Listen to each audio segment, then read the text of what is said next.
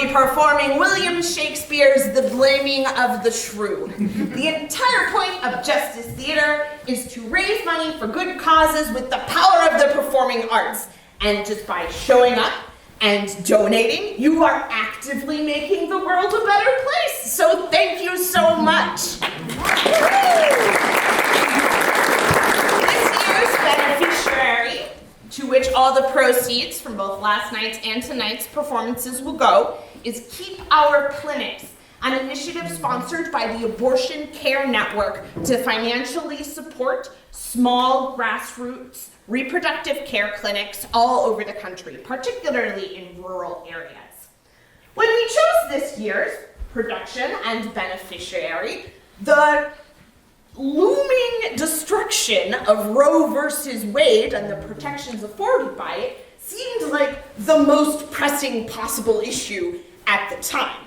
Between then and now, however, the conservative backlash that our country is currently experiencing has somewhat accelerated. And it's important to see the connections between the dissolution of reproductive rights and the other things that are happening in our country right now. Restricting free access to safe abortions has never been about protecting anyone. It has always been about control, patriarchal control. And it is extremely important to see that that is inextricably linked to the recent tsunami of assaults against queer and trans rights across the United States. Because empowered women, empowered queer people, and empowered trans folks all represent a threat to that patriarchal control. Tonight's performance is based on a comedy, because one of the ways that patriarchal control is maintained and the binary gender norms that underpin that control are put out into the world is through the stories that we tell one another. Our books, our television shows, our movies, and our plays. Comedy occurs when expectations are subverted. And most of the time, when expectations are subverted, that is based on stereotypes that are considered by the dominant culture to be so. This is particularly true in the case of the classics, but that is particularly true of this classic play by Shakespeare. The Taming of the Shrew has largely fallen out of favor in a lot of theater companies, but it still has its share of apologists. And its more palatable derivatives continue to be widely enjoyed to this day, like Kiss Me Kate or 10 Things I Hate About You. Tonight's production intends to grapple and confront directly with the issues presented by this text and the patriarchal control that it represents. And we hope you are excited to confront those ideas along with us. Tonight's performance runs approximately 75 minutes with no intermission.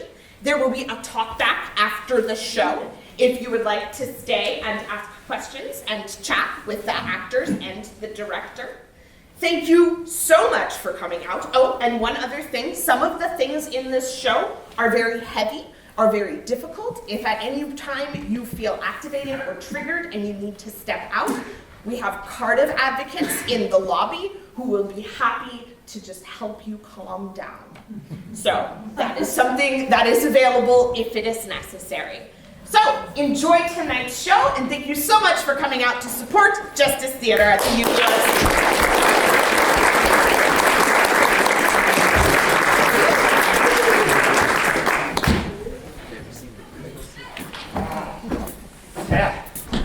You will not pay for the glasses you have burst? No, not again, Mary. You horse and drunken churl! You had best be gone and empty your drunken paunch elsewhere, for in this house you shall have no rest tonight. Oh, you're a baggage.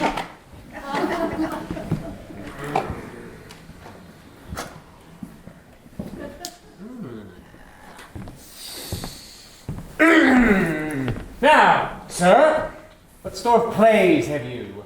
Mary, my lord, you may have a tragical or a commodity or what you will. Comedy, thou shouldst say? Sounds thou shame us all. What's the name of your comedy? Marry, my lord, 'tis called The Taming of the Shrew. 'Tis a good lesson for us, my lord, for us that are married men. The Taming of the Shrew, huh? That's excellent, sure. Oh, for God's sake, a pot of small ale. Oh. Well, bring our lady hither to our sight. And once again, a pot of the smallest ale. Where's my wife? Here, noble lord. What is thy will with her?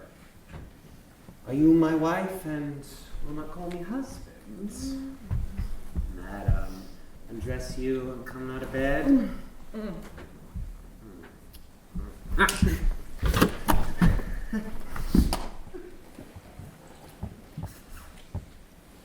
Mary, play it!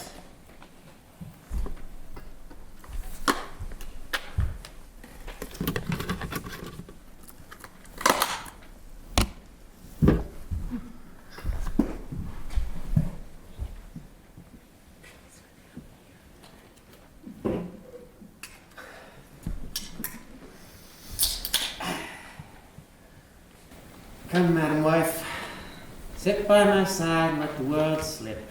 You shall ne'er be younger.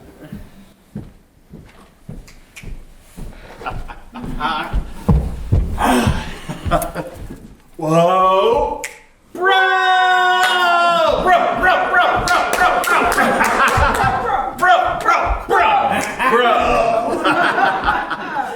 Polydor, since for the great desire I had to see fair Padua, nursery of arts, the pleasant garden of great Italy, tell me thy mind, for I have Pisa left and am to Padua come, as he that leaves a shallow flash to plunge him in the deep, and with satiety seeks to quench his thirst. I am at all affected as yourself. Glad to see you thus continue your resolve to suck the sweets of sweet philosophy. But stay a while, what company is this? Importune me no further, for how I firmly and resolved you know, that is, not to bestow my youngest daughters before I find a husband for the elder. Eve you shall have to court her at your pleasure. Yeah, to cart her, rather. She's too rough for me. Pray you, sir, is it your will to make a stale of me amongst your mates? Mates, maid, how mean you that? No mates for you, unless you were of a gentler, milder mold. In faith, sir, you shall never need to fear. Hey! My French devils, good Lord, deliver us! Me too, good Lord, that wench's stark matter, wonderful forward. But in the other silence do I see maid's mild behavior and sobriety. Gentlemen, that I may soon make good what I have said. Be on her, get thee in, and let it not displease thee, good Emilia. For I shall love thee nevertheless, my girls. Sister, continue in my discontent. Mother, to your pleasure, humbly I subscribe. My books and instruments shall be my company, on them to practice by myself. Hark, Polydor, thou mayest hear Minerva speak. Why will you mew her up, Signora Baptista, for this hell fiend, and make her bear the penance of her tongue? Content ye, I am resolved. Daughters, be gone. Now hie you to the church.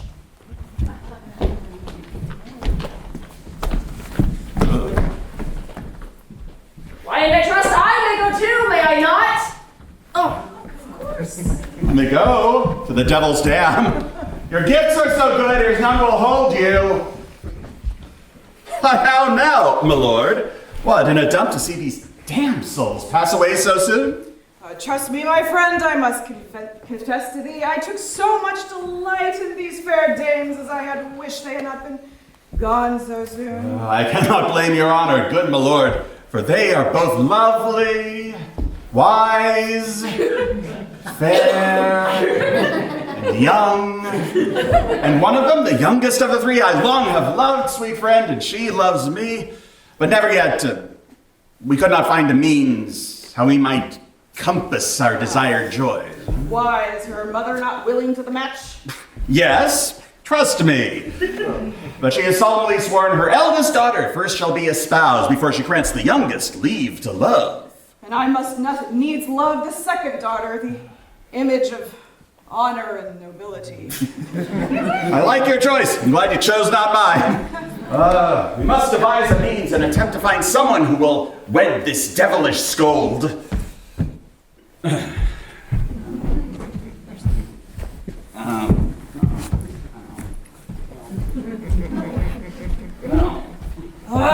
Thinkest thou, Polydor? Though her mother be very rich, any man is so very a fool to be married to her. Tush, Lucentio, though it pass your patience and mine to endure her loud alarums, my man, there be good fellows in the world, would take her with all faults and money enough. I cannot tell, but as I had lief take her dowry with this condition, to be whipped at the high cross every morning.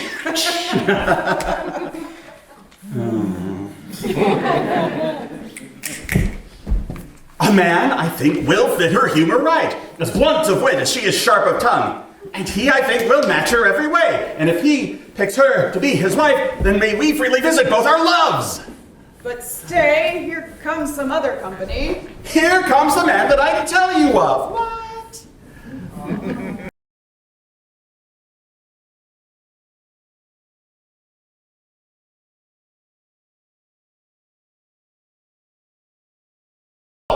Bro, my old friend Brunio! And my good friend Petruchio! How do you, Verona?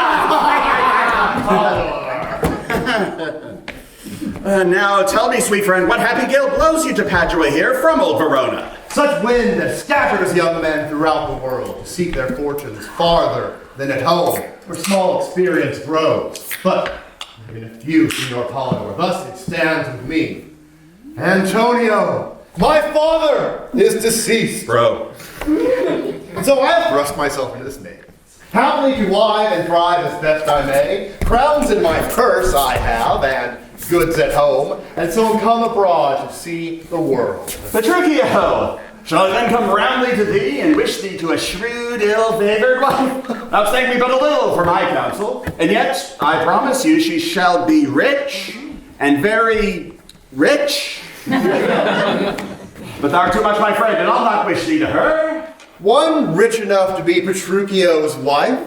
I come to wive it wealthily in Padua. If wealthily, then happily in Padua. Petruchio, since we are stepped thus far in, I shall continue that I broached in jest.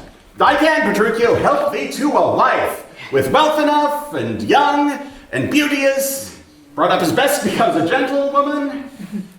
Her only fault, and that is false enough, is that she is intolerable cursed, and shrew, and froward. So beyond all measure that, were my state far worse than it is, I would not wed her for a mine of gold. Polydor, peace, thou knowest not gold's effect.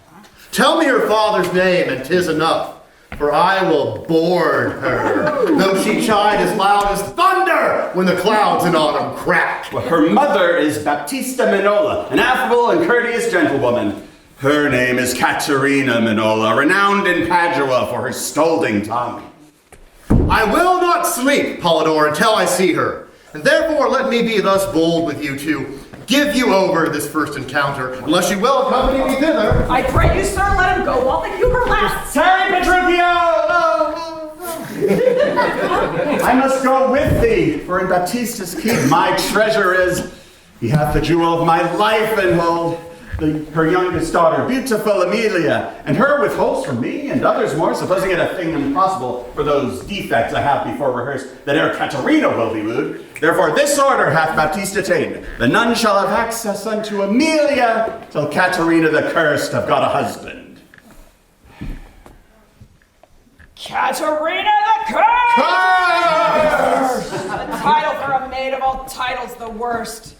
Polydor, have you told him all her faults? I know she is an irksome, brawling scold, If that be all, masters, I hear no harm. But will you woo this wild cat? Why came I hither but to that intent? Think you a little din can daunt mine ears? No. Have I not in my time heard lions roar? Have I not heard the sea puffed up with winds, shaped like an angry boar, raged with sweat? Have I not heard great ordnance in the field, and heaven's artillery thunder in the skies? Have I not in the pitched battle heard loud larums, neighing steeds, trumpets clang? And do you tell me of a woman's tongue? For he fears none! Ah! Faith, prithee, do you but stand aside, and I will make her mother bring her hither. Ha!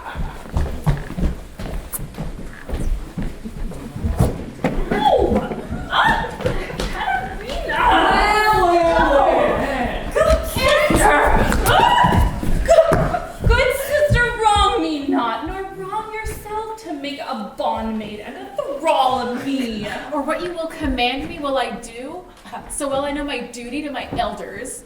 Of all my suitors here I charge thee, tell me whom thou lovest best.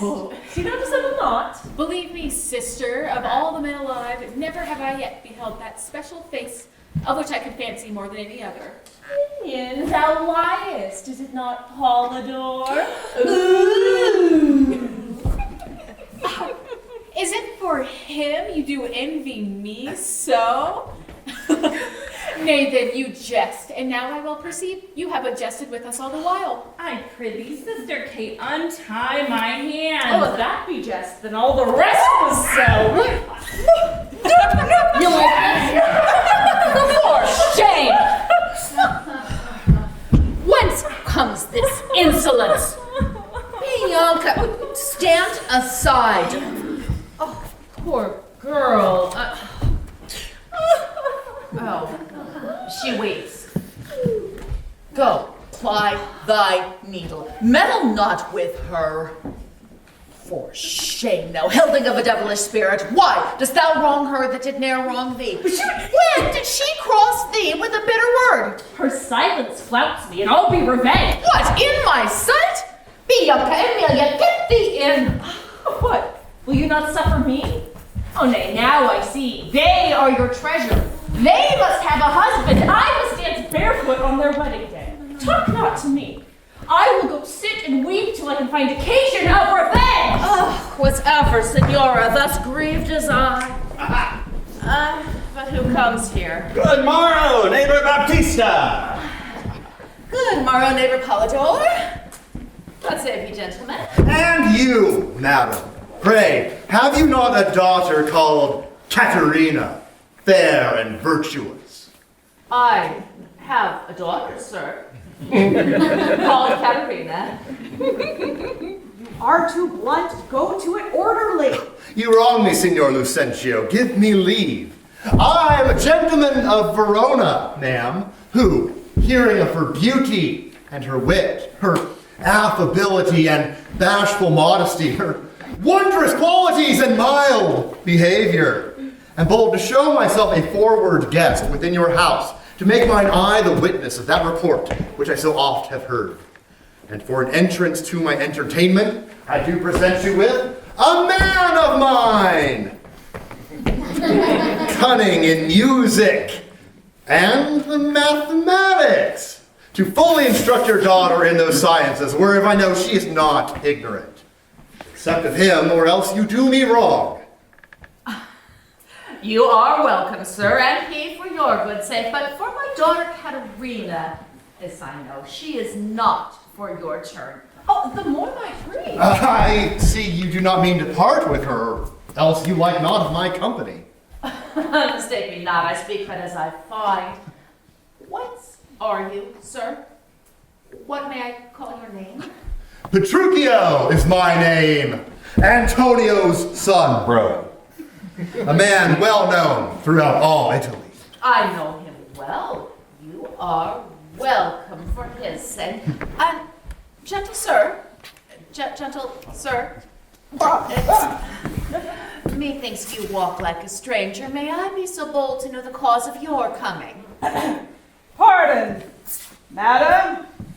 The boldness is mine own, that being a stranger in this city, here do make myself a suitor to your daughter, unto Bianca! Bianca! Fair and virtuous, nor is your firm resolve unknown to me in the preferment of the eldest sister. This liberty is all that I request, that upon knowledge of my parentage, I may have welcome amongst the rest that woo, and free access and favor as the rest. And toward the education of your daughters, I here bestow a simple instrument.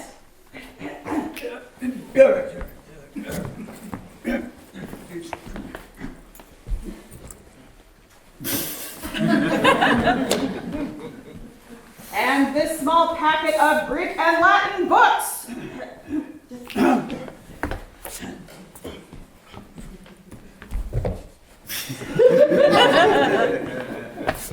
If you accept them, then their worth is great. Lucentio is your name? Of whence, I pray? Of Pisa, ma'am, son to Vincentio. May I be so bold to know the cause of your coming? You've already told me that, haven't you? I know Lucentio. By report, I know him well. And, well, you are welcome. I thank you. Signora Baptista, my business asketh haste, and every day I cannot come to woo. You knew my father well, and in him, me, left solely heir to all his lands and goods. And tell me, if I get your daughter's love, what dowry shall I have with her to wife? Well, after my death, the one half of my lands. And in possession, 20,000 crowns. Whoa! And for that dowry, I'll assure her of her widowhood, be it that she survive me, in all my lands and leases whatsoever. Let specialties be therefore drawn between us, that covenants may be kept on either hand. Aye, when that special thing is well obtained, that is, her love, for that is all in all. But that is nothing, for I tell thee, mother, I am as peremptory as she, proud-minded. And where two raging fires do meet together, they do consume the thing that feeds their fury. The little fire grows great with little wind, yet extreme gusts will blow out fire and all. So I to her, and so she yields to me. For I am rough and woo not like a babe. Well, mayst thou woo, and happy be thy speed, but be thou on for some unhappy words. Aye, to the proof, as mountains are for winds that shake not, though they blow perpetually. Signor Petruchio, will you go with us? Or shall I send my daughter Kate to you? I pray you do. I will attend her here and woo her with some spirit when she comes. Then when I've talked a word or two with her, do you step in and give her hand to me, and tell her when the wedding day shall be, for I do know she will be married fain. When our nuptial rites be once performed, let me alone to tame her well enough. Say that she railed! Why then I'll tell her plain that she sings as sweet as a nightingale. Say that she frowned. Why then I'll tell her that she looks as clear as morning roses newly washed with dew. Say she be mute and will not speak a word. Why then I will commend her volubility and say she uttereth piercing eloquence. If she do bid me pat, I will give her thanks as though she bid me stay by her a week. If she deny to wed, I'll crave the day.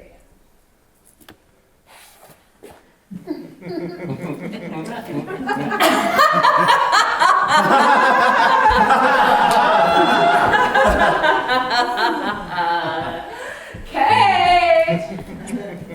Come hither, wench. Straight. Now, listen to me. Use this gentleman friendly as thou canst. Him, yes. Him. You'll like it.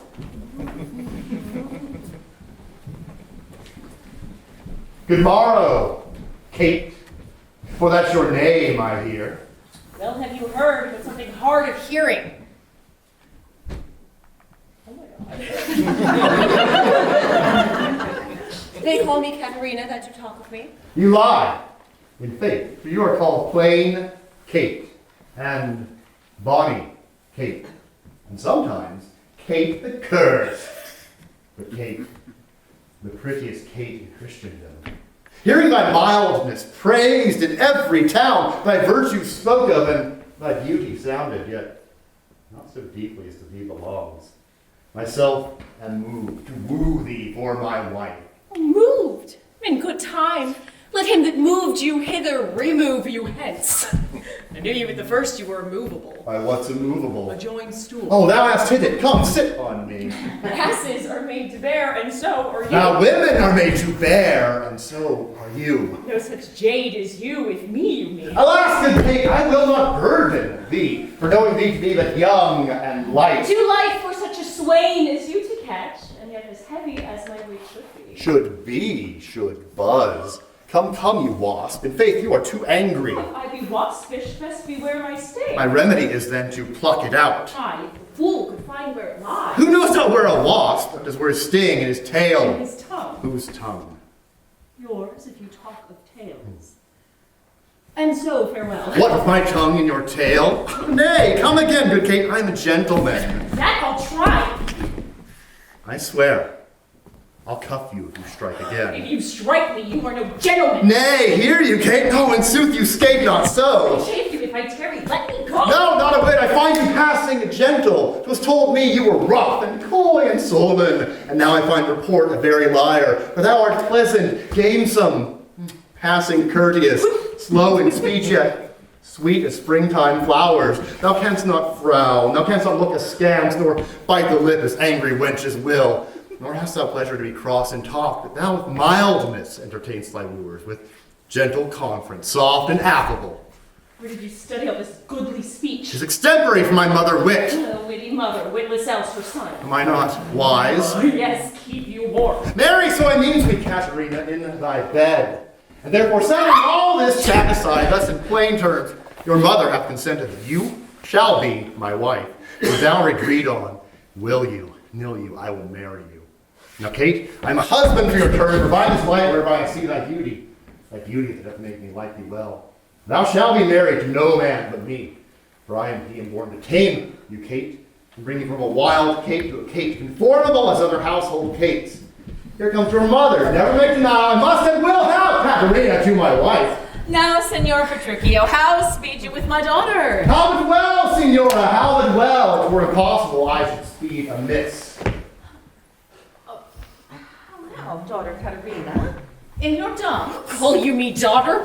Now I promise you should attend a motherly regard to which me went to one half lunatic. Give me your hand. Petruchio loves thee well, and will with wealth and ease maintain thy state. Here, Petruchio, take her for thy wife. Oh, mother, 'tis thus. Yourself and all the world that talked of her have talked amiss of her. If she be cursed, it is her policy, for she is not froward but modest as the dove. She is not hot but temperate as the morn. And to conclude, we have agreed so well together that upon Sunday is the wedding day. I'll see thee hanged on Sunday first. Pardon, Petruchio, she says she'll see thee hanged first. Is this your speeding? Then good night our part. Be patient, gentlemen! I chose her for myself. If she and I be pleased, what's that to you? 'Tis bargain twixt us twain, being alone, that she shall still be cursed in company. I tell you, 'tis incredible to believe how much she loves me. The kindest taste. She hung about my neck, and kiss on kiss she vied so fast, protesting oath on oath, that in a twink she won me to her love. Give me thy hand, Kate. I will to Venice to buy apparel against the wedding day. Provide the feast, mother, and bid the guests. I know not what to say, but give me your hands. Petruchio, God send thee joy. 'Tis a match. Amen, say we. We will be witnesses. Cheers. mother and wife, and gentlemen adieu, I will to Venice. Sunday comes apace. We will have rings and things and fine array, and kiss me, Kate.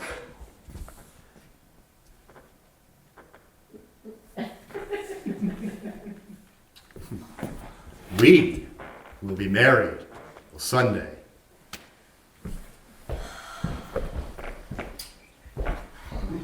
Come, Kate. Why dost thou look so sad? Be merry, wench, thy wedding day is at hand. Was ever match clapped up so suddenly? Faith, gentlemen, now I play a merchant's part and venture madly on a desperate heart.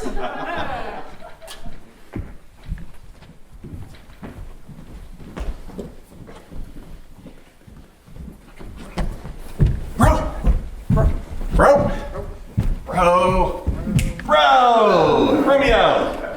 Remember Romeo, as erst we did devise, take thou the lute and go to Baptista's house to teach her eldest daughter on the lute. I will, sir. Now, sweet Lucentio, by this device shall we have leisure to court our loves. For while she is learning on the lute, her sisters may take the time to steal abroad, for otherwise she'll keep them both within and make them work, while she herself doth play. And soft, here comes Baptista. Now, Master Polydor, you are well met. I thank you for the man you sent to me. A good musician, I think he is. I have set my daughters and him together. You are welcome. And if my house affords you anything that may content your mind, I pray you, sir, make bold with me. So, I will leave you for an hour or two, for I must see against the bridegroom come that all things be according to his mind. Now then, Lucentio, come in with me, and we will sit a while and chat with them, and after bring them forth to tread the air.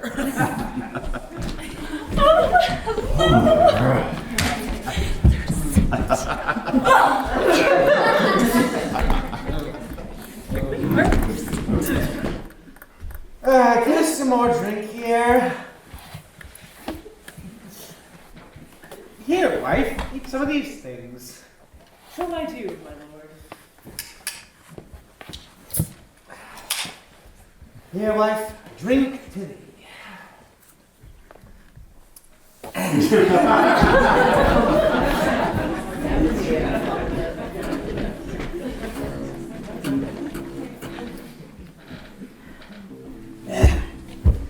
The senseless trees by music have been moved, and at the sound of pleasant tuned strings, the savage beasts hung down their listening heads as though they had been cast into a trance. So may it be that she whom naught can move with music's sound in time may be surprised. Come, lovely mistress, will you take your lute and play the lesson that I taught you last? 'Tis no matter whether I do or no, for trust me, I take no great delight in it. Oh, I would, sweet mistress, that it lay in me to help you to that thing that's your delight. In you with a pestilence, are you so kind? And then make a nightcap of your fiddle's case to warm your head and hide your filthy face. If that, sweet mistress, were your heart's content, you should command a greater thing than that, although it were 10 times my disgrace. You're so kind, 'twere a pity you should be hanged. What, will you play? A little. I give me the lute.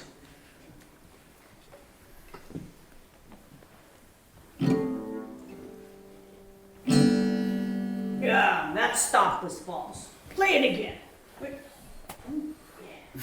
Then mend it thou, that filthy ass. What, do you bid me kiss your ass? Oh, you best be still as I brush your pate and make your music fly about your ears. Hold, mistress. Sounds. Will you break my lute? I on no head did it if thou speak to me. There. Take it up and fiddle somewhere else. And see you come no more into this place, lest that I clap your fiddle on your face. Sounds. Teach her to play upon the lute. The devil shall teach her first. Glad she's gone, for I was ne'er so afraid in all my life. But that my lute fly about my ears. Now, sweet friend, why dost thou look so pale? For fear, I promise you, if I look pale. Why, Grumio, will she not learn apace? I think she'll sooner prove a soldier. Iron may hold her, but never loose. Why then, thou canst not break her to the lute? Why no, for she hath broke the lute to me. I did but tell her she mistook her frets, and rode her hand to teach her fingering. But she'll ne'er be learnt from me again. Well, Grumio, go to thy chambers and look not so discomforted. Now, fair Amelia, my lovely love, brighter than the burnished palace of the sun. Oh, fair Amelia, I pine for thee, and either must enjoy thy love or die. Fie, man, I know you will not die for love. Eternal heaven sooner be dissolved before such hap befall Polydor. Thanks, sweet Amelia, for those sweet words. But what saith Bianca to her friend? Why, I am buying merchandise of him. My mistress shall not need buy of me. I filled my coffers of the wealthy minds, and you shall take your liberal choice of all. Thank you, sir. Would Bianca might, in any courtesy, requite you so as she with willing heart would well bestow. Now, Doris, is Petruchio come? Not yet, mother. I wonder he stays so long. And where's your sister that she is not here?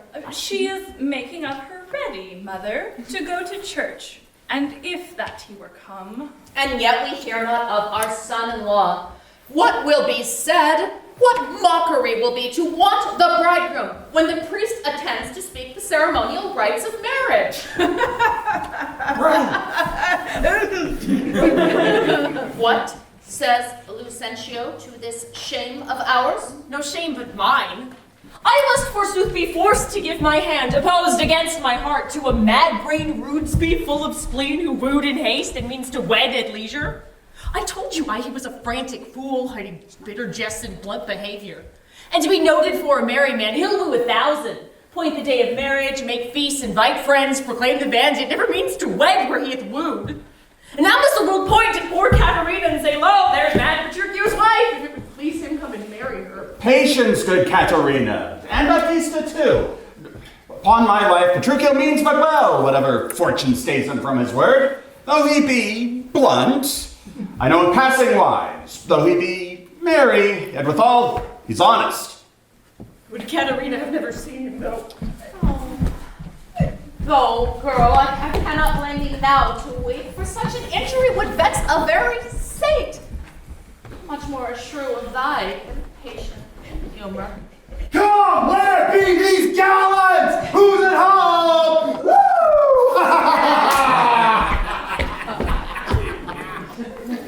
Oh, you're welcome, sir? But where is Kate? Where's my lovely bride? How does my mother? Gentles, methinks you frown. And wherefore gaze this goodly company as if they saw some wondrous monument, some comet or unusual prodigy? Sir, you know this is your wedding day. First, were we sad, fearful that you would not come.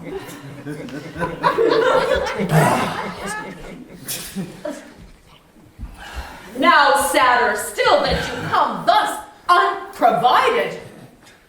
Fie, doff this habit. Shame to your estate, and eyesore to our solemn festival. The morning wears, 'tis time we were at church. See not your bride in these unreverent robes. Go to my chambers, put on clothes of mine. Not I, believe me, thus I will visit her. But thus I trust you will not marry her. Good sooth, even thus, therefore have done with words. To me she's married, not unto my clothes. If I could repair what she will wear in me, as I can change these poor accoutrements. 'Twere well for Kate and better for myself. What a fool am I to talk with you when I should bid good morrow to my bride and seal the title with a lovely kiss. Woo!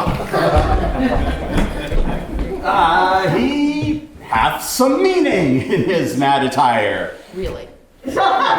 We will persuade him, be it possible, to put on better ere he go to church. Yes. I'll after him to see the event of this.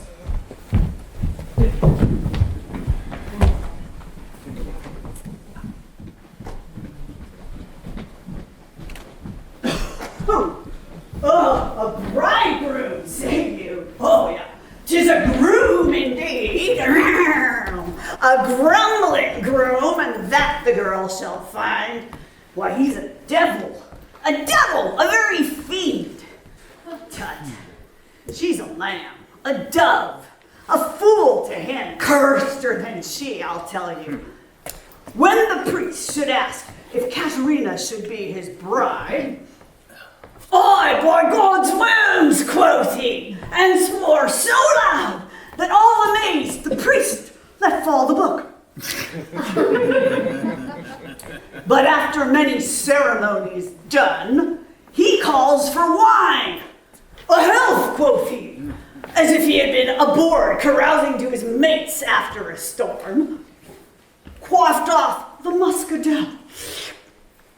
This done, he took the bride about the neck and kissed her lips with such a clamorous smack that at the party all the church did echo, go, go. And I came thence for very shame, and after me I know the rout is coming. Such a mad marriage never was before. Well, hark, hark, I hear the minstrels play.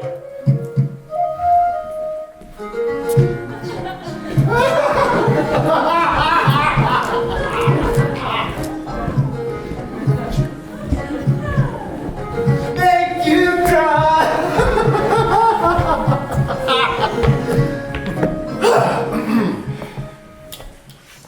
Gentlemen and friends, I thank you for your pains. I know you think to dine with me today and have prepared great store of wedding cheer. But so it is. My haste doth call me hence. Therefore here I mean to take my leave. Is it possible you will away tonight? I must away today before night come.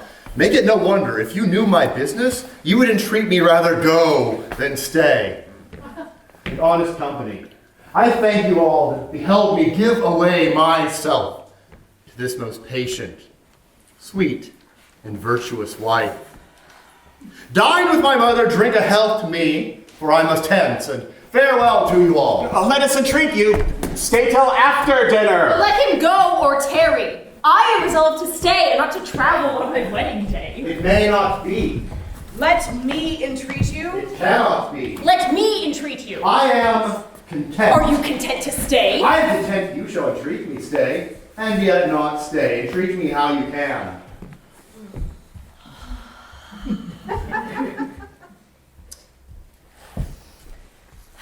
Now, if you love me, stay.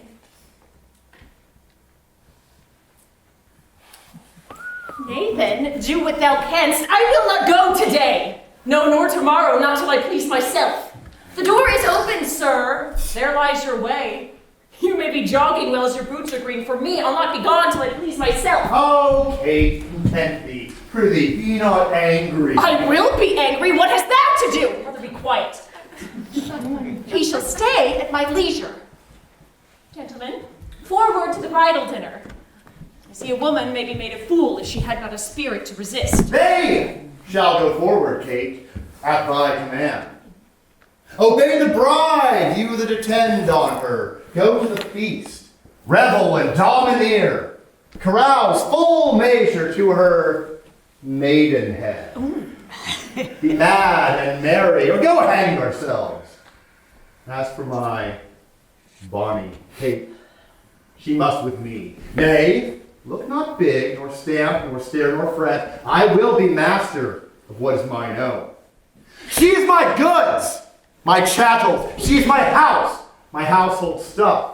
My field, my barn, my horse, my ox, my ass, my anything. And here she stands. Touch her, whoever dare.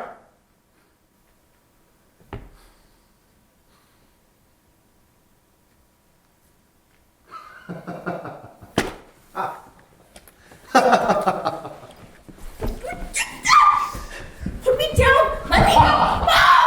Mom, seriously, do something! Let me go! Stop, please!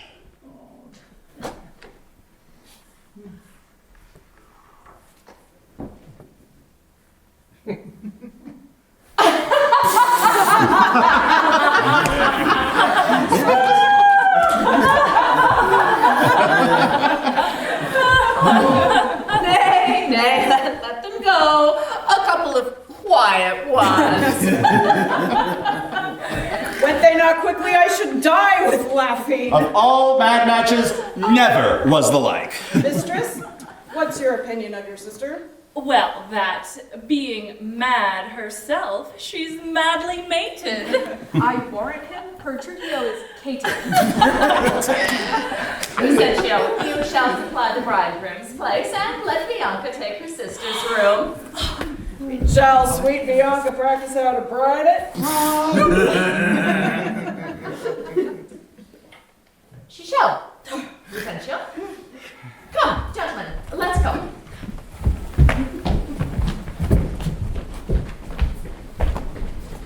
Now, welcome, Kate. Nay, good, sweet Kate, be married. What? Not yet supper upon the board, nor table spread, nor nothing done at all. Where's that villain I sent before? Oh, come, Kate, sit down. I know you have a stomach.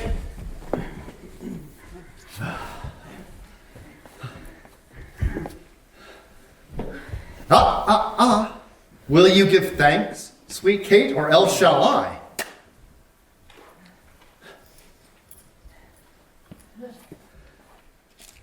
Zounds, burnt and scorched, who dressed this meat? Go, you villain, bring you me such meat out of my sight, I say, bear it hence. Come, Kate, we'll have other meat provided. Pray you, husband, be not so disquiet. The meat was well if you were so contented. I tell thee, Kate, was burnt and dried away, and I expressly am forbid to touch it, since it engenders choler, planteth anger. It were better that both of us did fast, since of ourselves are choleric, than to feed it with such over-roasted flesh. Be patient. Tomorrow it shall be mended. As for this night, we'll fast for company. Come, I will bring thee to thy bridal chamber. Oh, right.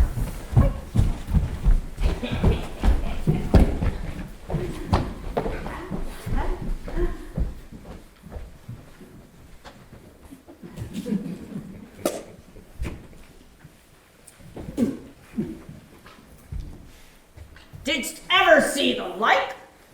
He kills her in her own humor, in her chambers, making a sermon of continency to her, and rails and swears and rates that she, poor soul, knows not which way to stand, to look, to speak, and sits as one new risen from a dream. Ha! Thus have I politically begun my reign, and 'tis my hope to end successfully. She ate no meat today, nor none shall eat.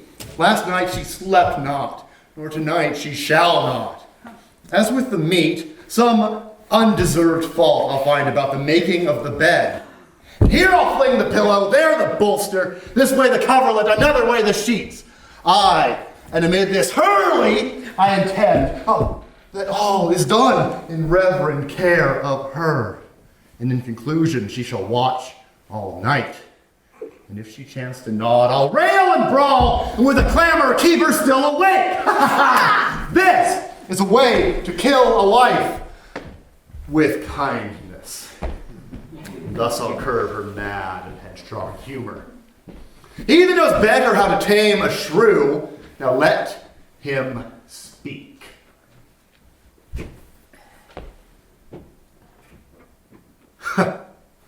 'Tis charity to show. Kate, the King of Kings, the glorious God in heaven, who in 6 days did frame his heavenly work and made all things to stand in perfect order.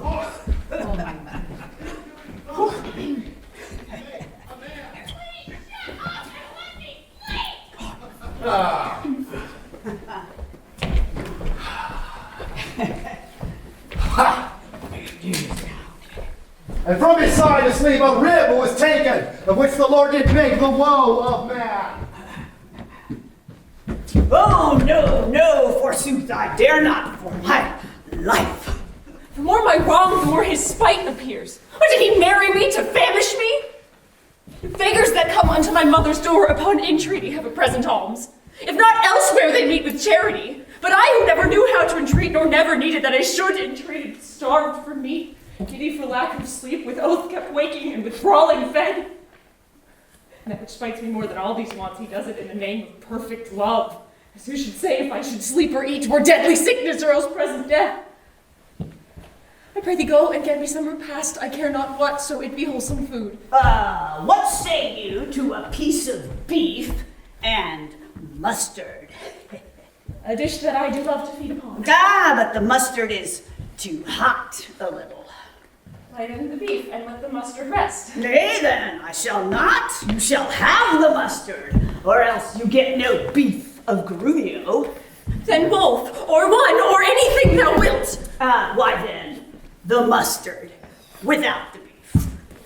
Go and get thee gone, thou false deluding churl that feeds me with the very name of meat. The sorrow of you and all the packages that triumph thus upon my misery! Go and get thee gone, I say! How fares my Kate? What, sweeting all amort? Mistress, lunch here. Fate, sir, as cold as can be. Pluck not my spirits. Hey! Look cheerfully upon me. Here, love, thou seest how diligent I am to dress thy meat myself and bring it thee. I am sure, sweet Kate, this kindness merits thanks. What, not a word? Nay, then thou lovest it not, and all my pains assorted to no proof. Here, take away the dish. I pray you let it stand. The poorest service shall be repaid with thanks, and so shall mine before you touch the meat. I thank you, sir.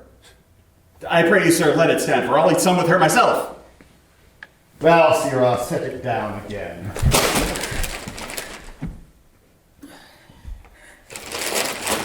Nay, I pray have merit hence, keep it for your own diet, for all none.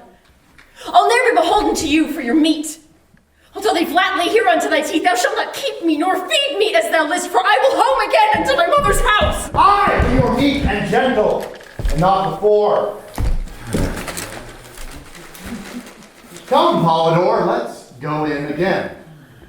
And Kate, come in with us. I know ere long that thou and I shall lovingly agree. The haberdasher has sent my mistress home her cap here.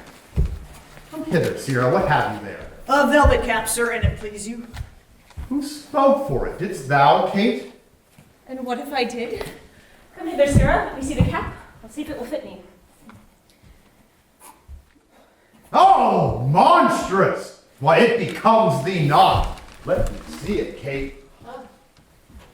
Sirrah, take it hence. This cap is out of fashion quite. The fashion is good enough, and gentlewomen wear such caps as these.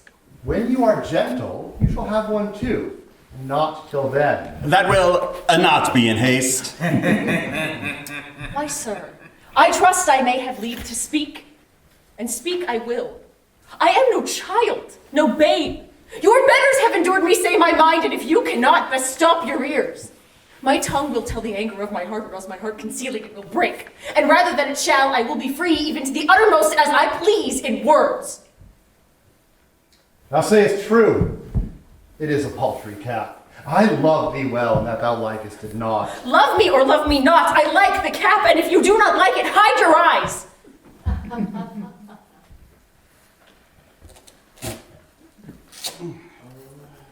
Sirrah, be gone. Well, come, my Kate, we will unto thy mothers, even in these honest mean habiliments, and therefore frolic. We will henceforth with to feast and sport us at thy mother's house. My sisters, Kate, tomorrow must be wed, and I have promised them thou shouldst be there. The morning's well up, let's haste away. Shall be 9 o'clock ere we come there. 9 o'clock? When it's already past 2 in the afternoon by all the clocks in the town. I say 'tis but 9 o'clock in the morning. I say 'tis 2 o'clock in the afternoon.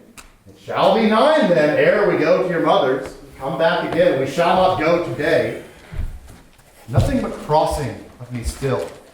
I'll have you do as I say ere you go. Why, so this gallant will command the sun.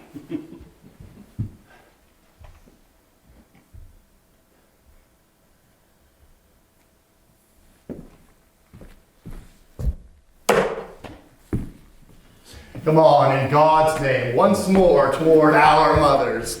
Good Lord, how bright and goodly shines the moon! The moon, the sun, it is not moonlight now. I say it is the moon that shines so bright. I know it is the sun that shines so bright. Now, by my mother's son, and that's myself, it shall be moon or star or what I list, or ere I journey to your mother's house. Evermore crossed and crossed, nothing but crossed. Say as he says, or we shall never go.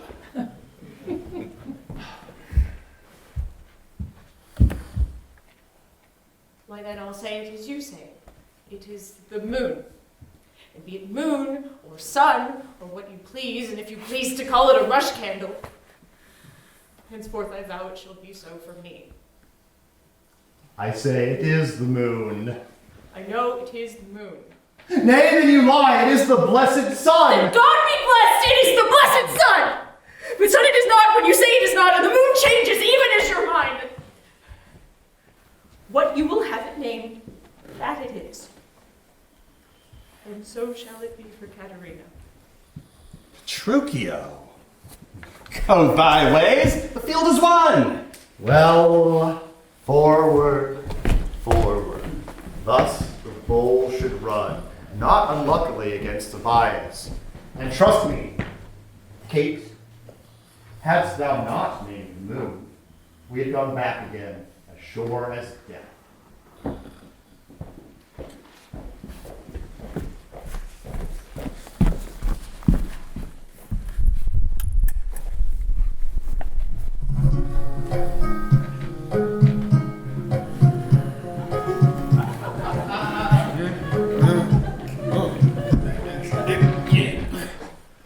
And must they be married now?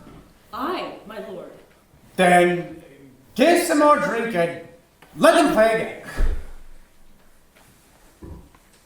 again. Here, my lord.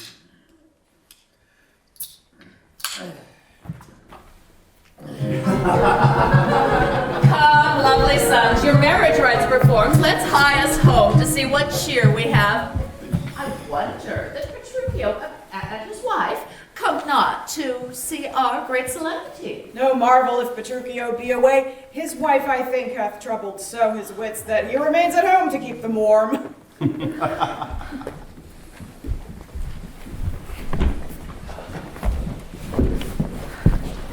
Come, husband, let's follow it to the end of this. First, kiss me, Kate, and we will. In the midst of the street. What? Art thou ashamed of me? No, sir, God forbid, but ashamed to kiss. Why then, let's home again. Come, let's away. Nay! I'll give thee a kiss. Now, pray thee, love, stay. Is this not well? Come, my sweet Kate. Better once than never, or never too late.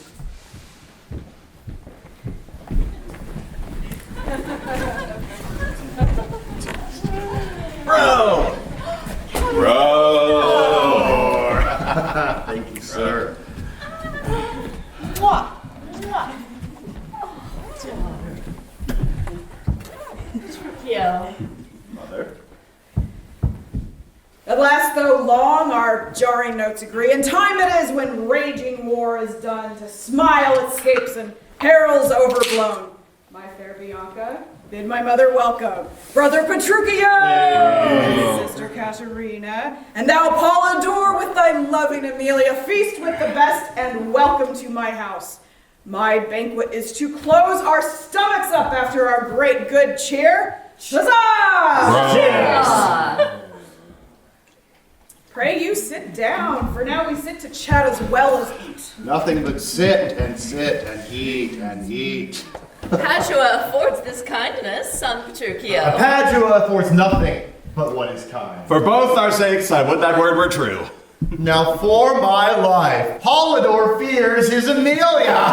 Will never trust me if I be afeared. Oh, you are very sensible, and yet you miss my sense.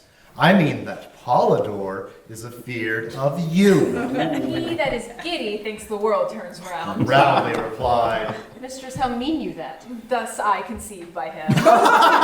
Conceived by me! How like Polydor that? Amelia says thus she conceives her tale. Very well mended. Kiss him for that, dear sister. He that is giddy thinks the world turns round. I pray you tell me what you meant by that. Your husband, being troubled with a shrew, measures my husband's sorrow by his woe. And thus you know my meaning. A very mean meaning. Right, I mean you. I mean indeed respecting you. To her, Kate! To her, Amelia! 100 marks, my Kate, just put her down. That's my office. Spoke like an officer. How to thee, lad? I, Mistress Bride, have that awakened you? Aye, but not frightened me. Therefore I'll sleep again. Nay, that you shall not, since you have begun. Have at you for a bitter jest or two. Am I your bird?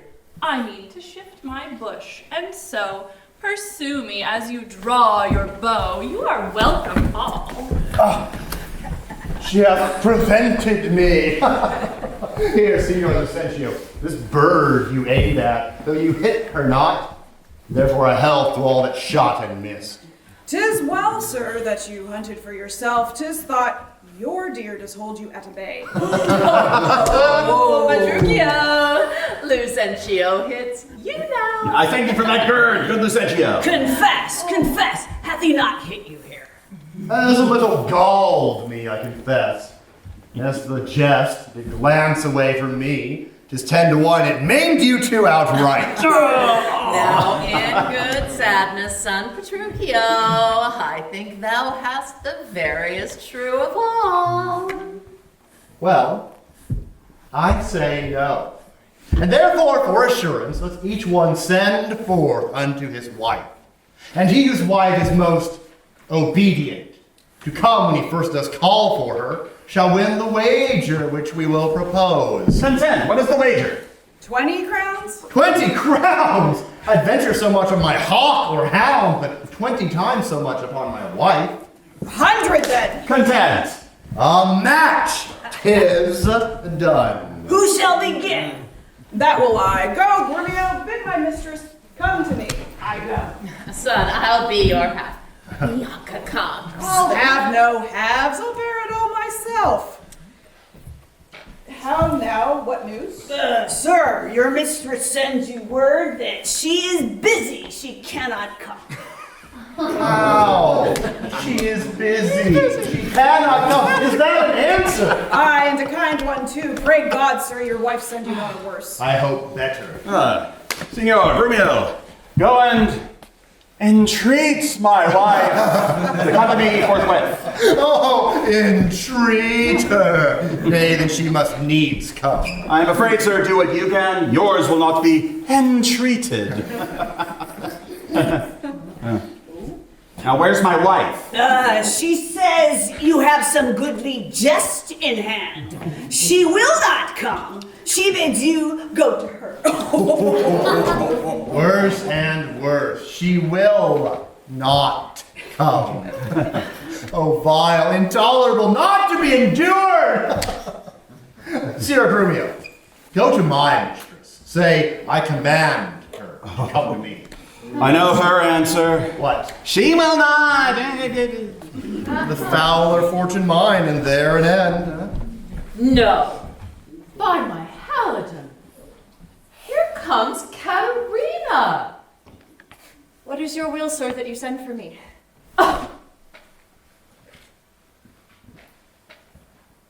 Where are your sisters? They sit conferring by the parlor fire. Go fetch them hither. Swinge me them soundly forth unto their husbands if they deny to come. Away, I say, and bring them hither straight. Here is a wonder if you talk of a wonder. And so it is. I wonder what it bodes. Marry, peace, it bodes, and love, and quiet life, and awful rule and right supremacy, and to be short, what not that's sweet and happy. Now, fair befall thee, son Petruchio. The wager thou hast won, and I will add unto their losses 20,000 crowns. Another dowry to another daughter, for she is changed. She had never been. Nay, I shall win my wager better still, and show more sign of her obedience, her new-built virtue and obedience. See where she comes and brings your froward wives as prisoners to her womanly persuasion. Lord, let me never have such cause to sigh till I be brought to such a silly pass. By what foolish duty call you this? I would your duty were as foolish too. The wisdom of your duty, fair Bianca, hath cost me 100 crowns since supper time. The more fool you for laying on my duty. Katharina, I charge thee, tell these headstrong women what duty they do owe their lords and husbands. Come, come, you're mocking. We will have no telling. Come on, I say, and first begin with her. And she shall not. I say she shall, and first begin with her. Then you that live thus by your pampered wills, now list to me and mark what I shall say. King of kings, the glorious God of heaven, who in 6 days did frame his heavenly work and made all things to stand in perfect course, and to his image he did make a man, old Adam. And from his side asleep a rib was taken, with which the Lord did make the woe of man, so termed my Adam then. Woman, for that by her sin came to us, and for her sin was Adam doomed to die. As Sarah to her husband, so should we. Obey them, love them, keep and nourish them. If they by any means do want our helps, laying our hands under their feet to tread, if that by that we might procure their ease. And, for precedent, I'll first begin and lay my hand under my husband's feet.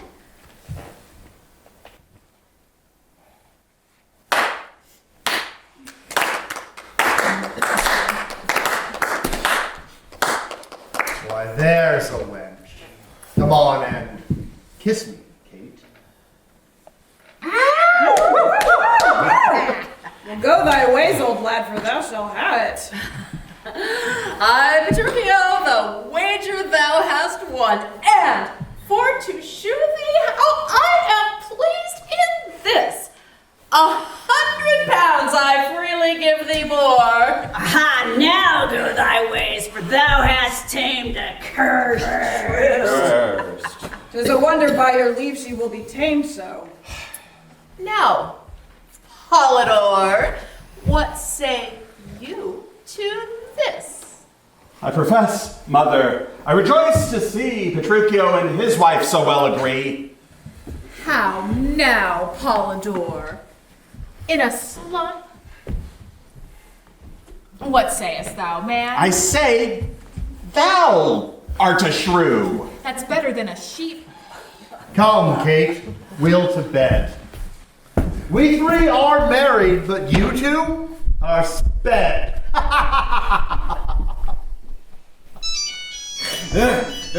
Get some more wine.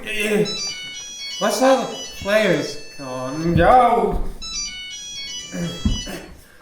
Who's this? Oh, Lord. Sarah, I have had the bravest dream that ever thou heardest in all thy life. Oh, will she? I know now how to tame a shrew. Oh, I dreamt upon it all this night till now, and thou hast waked me out of the best dream that ever I had in my life. But I'll to my wife presently and tame her too, and if she anger me.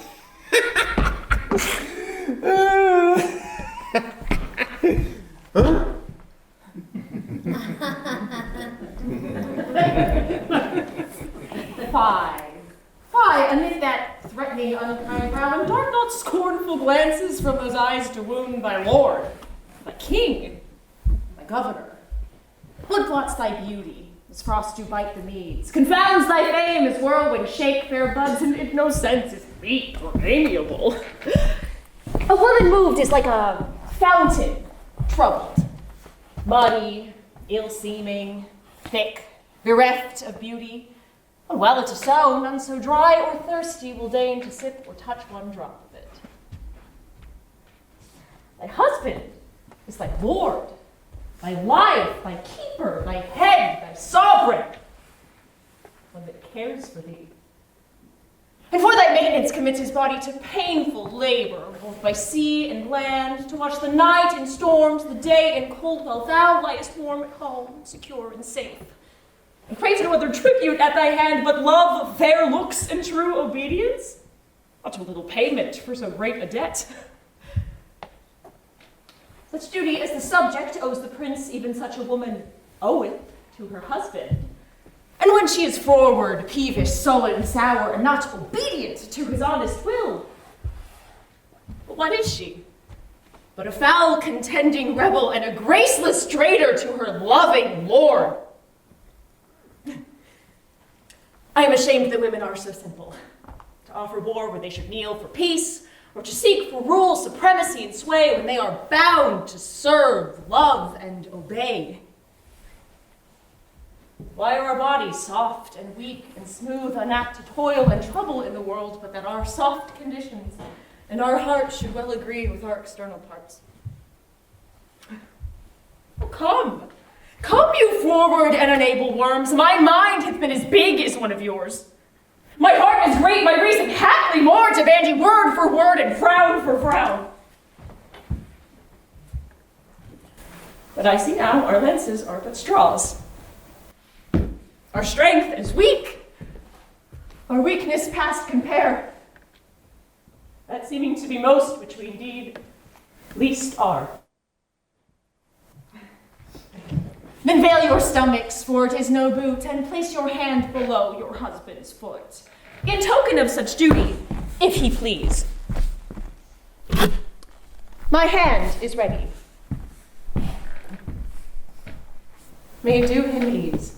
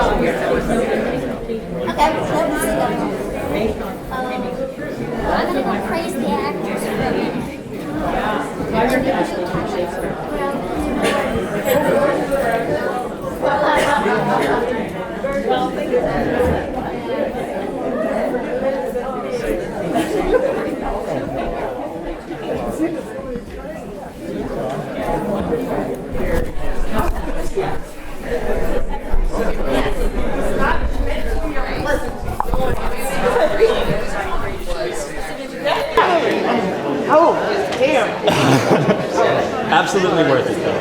It's a good place to have fun. Yeah, interactive. Yes. Yeah, they didn't use microphones or anything. No, they were good.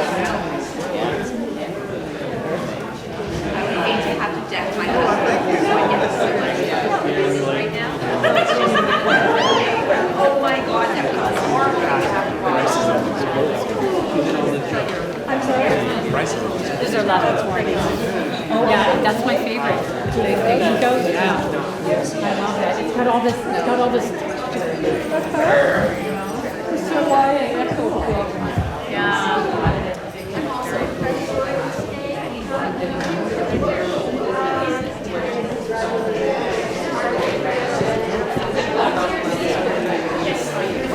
Make a contribution? Yes.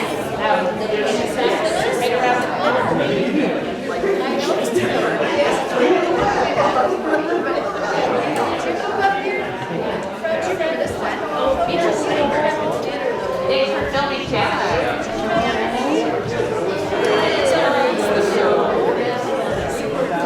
Yeah, 5 minutes out there. Yeah, there's no experience. I don't know.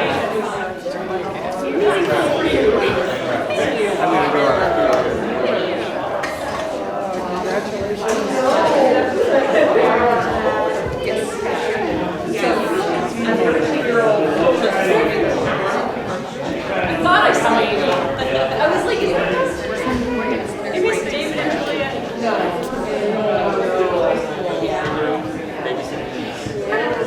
Have you seen me? Did you wear choices? Not as many as yeah. Yeah. Did you enjoy it? Good. It was fun. Delightful.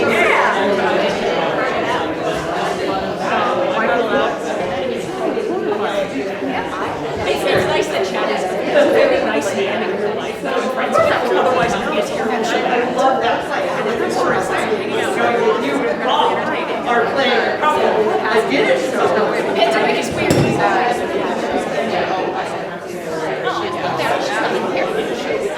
Should Robin use it? I did, yes. You don't have to tell me anything. How are you? Yeah, I feel that. Hi. Great job. Thank you. Thank you.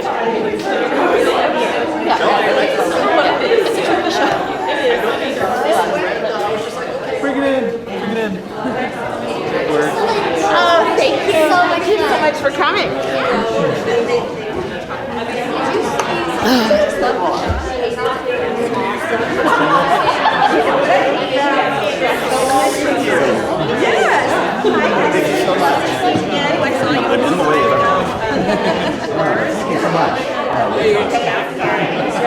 You own every second of it. It's really good. Yeah. They all own their section. Especially you. Sitting in your feet walking. I'll just go walking with you.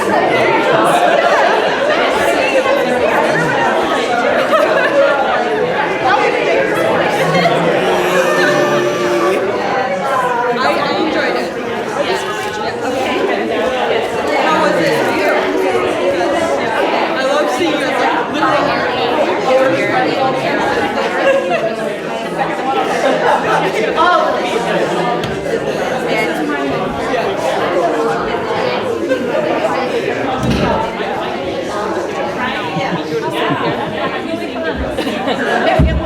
It was fun to do. Alright, let's talk about stuff! No, it was events. It was, you know, a couple of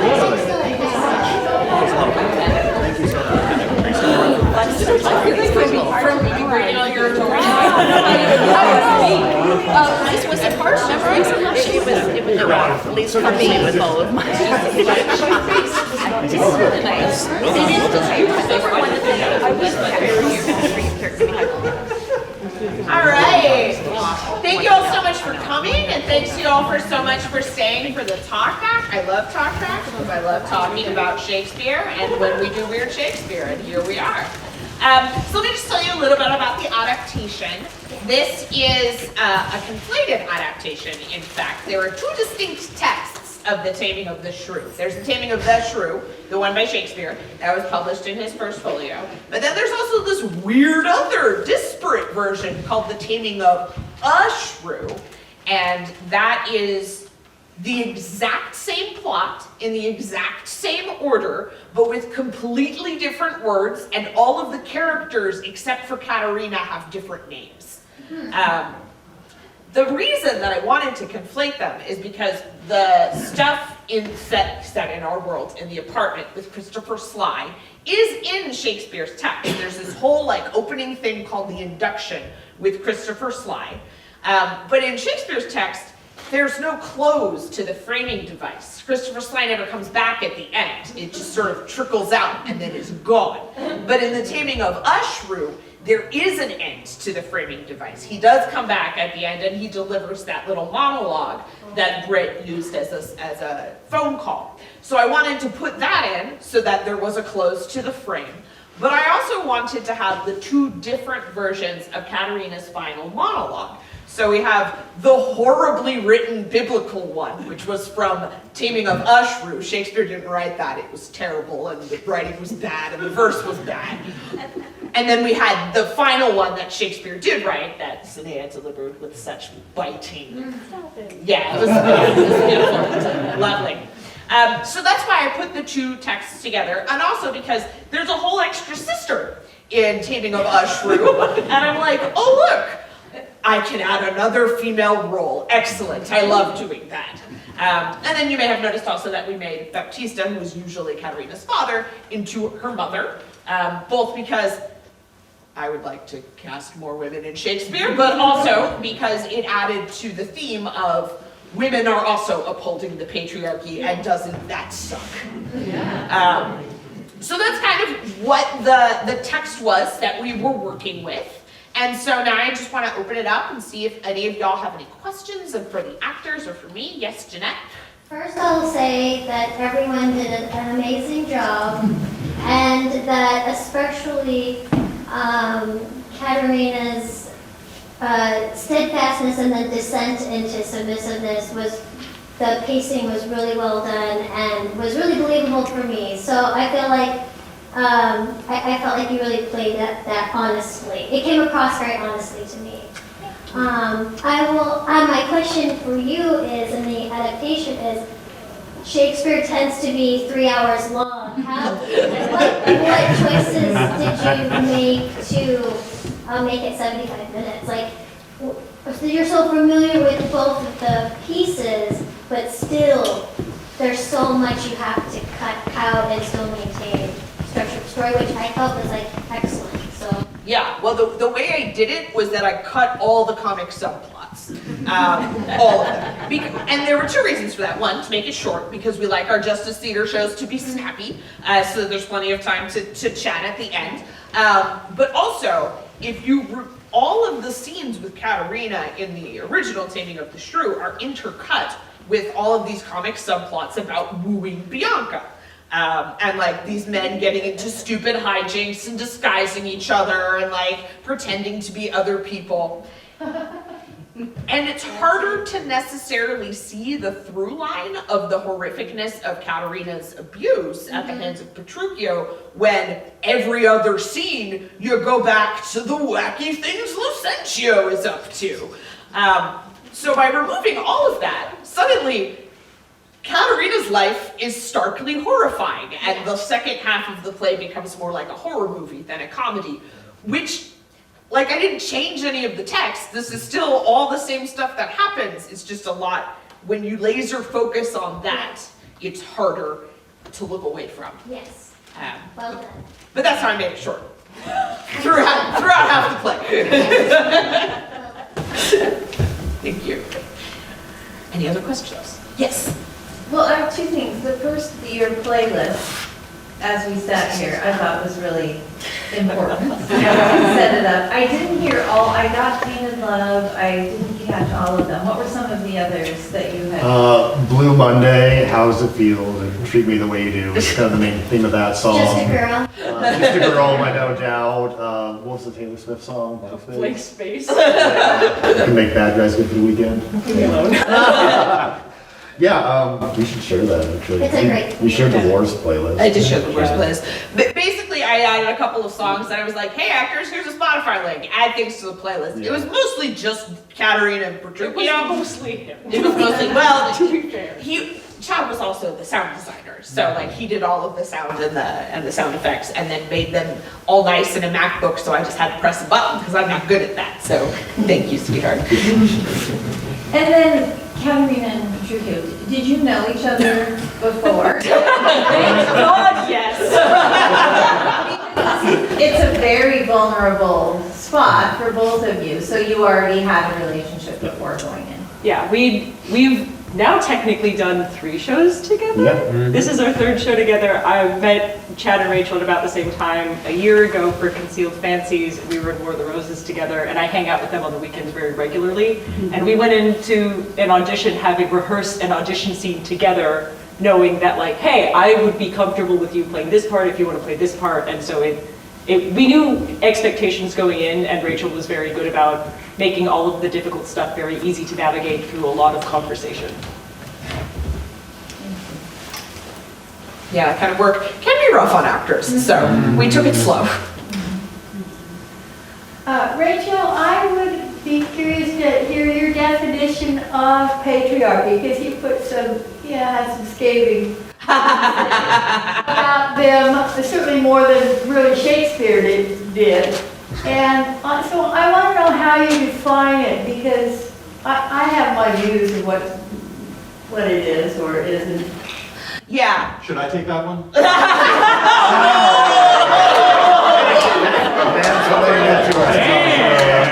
do I have to explain it? John just like an object lesson. Thank you, John.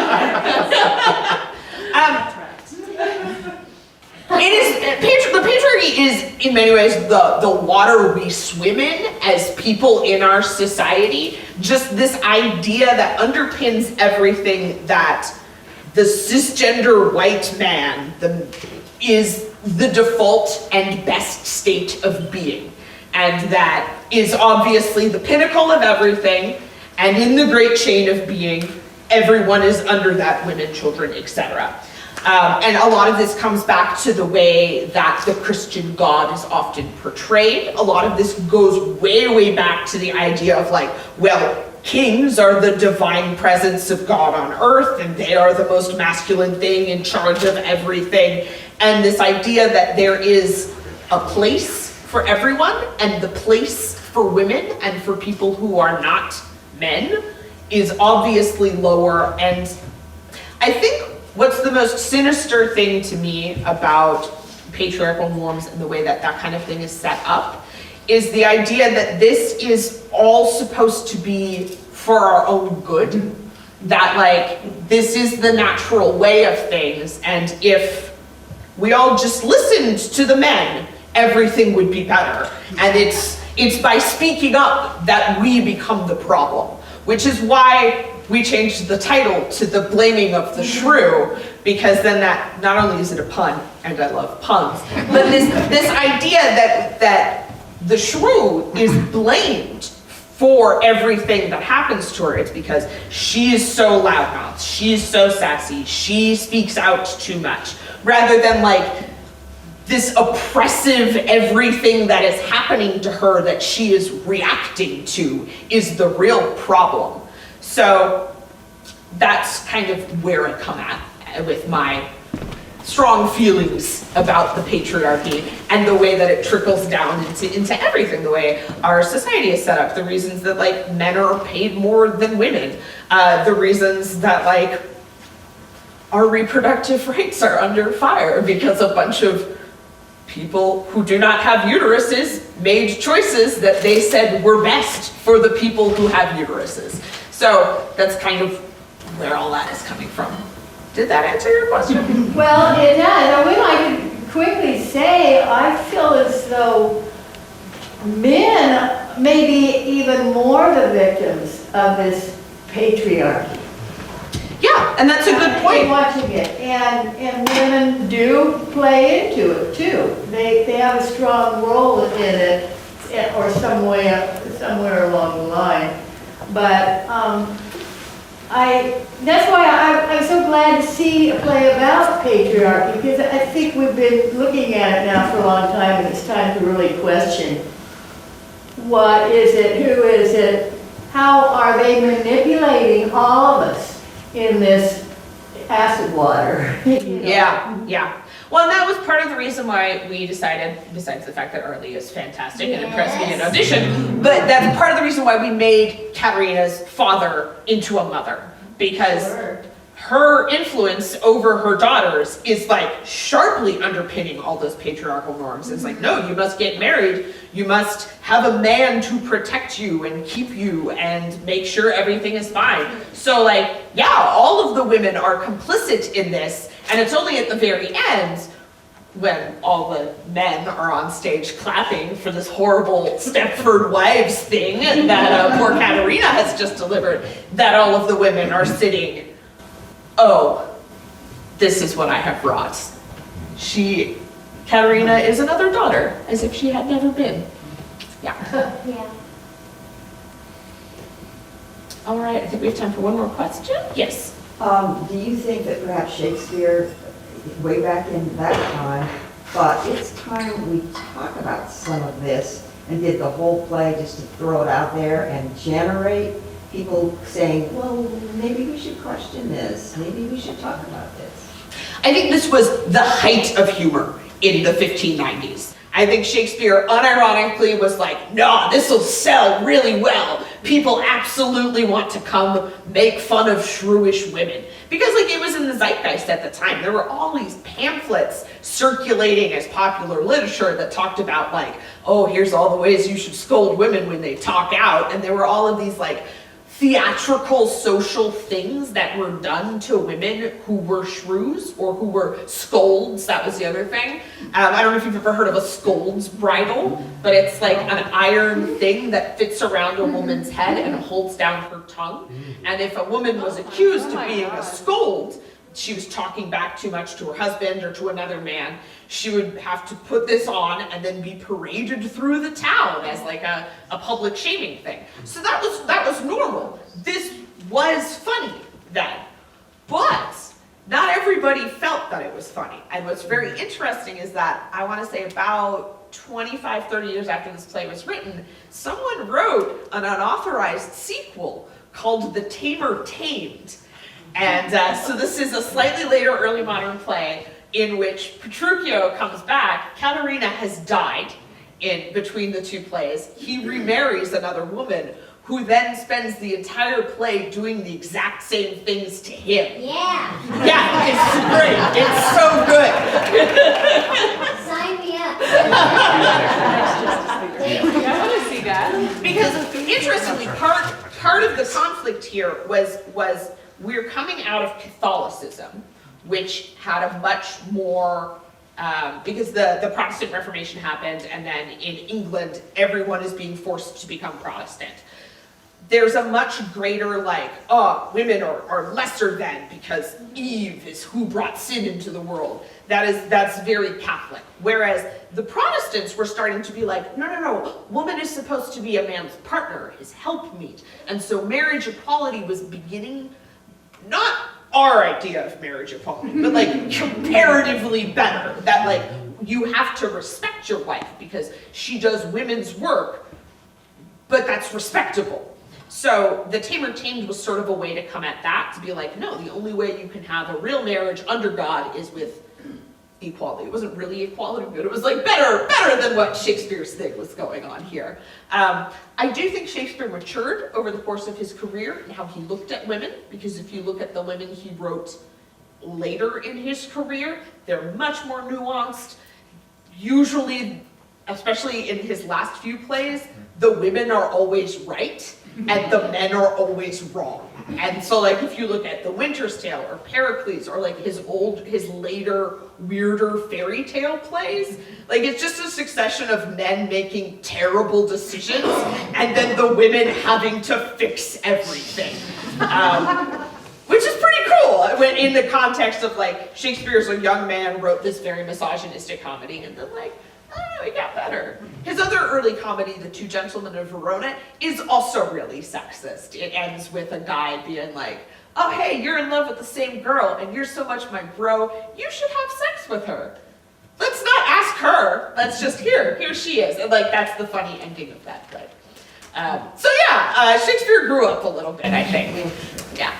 Yes. And just one last comment about your choice. I think if you had made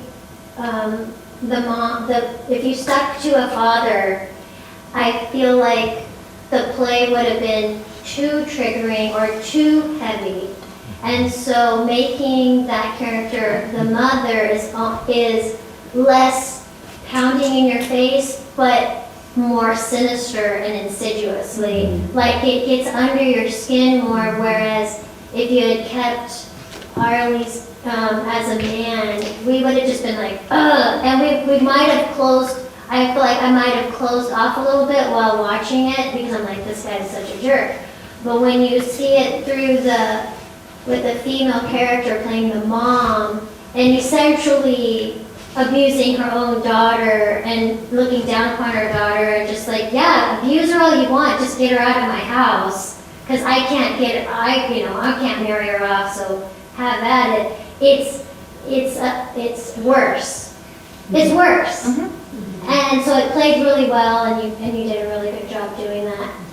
But I feel like the choice was way more effective making it a mom instead of keeping it as a male character.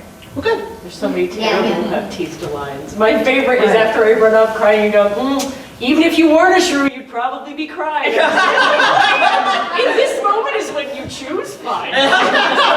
Weird. Okay.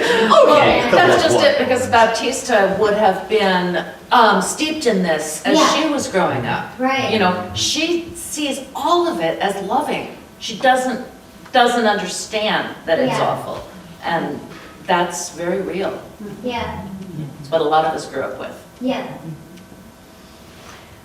I just wanted to say that I thought it was fantastic casting. Yeah. Everybody did a wonderful job, and I wondered how long of a rehearsal. How long a rehearsal process did we have? When did we have auditions? Was the end of February? Long.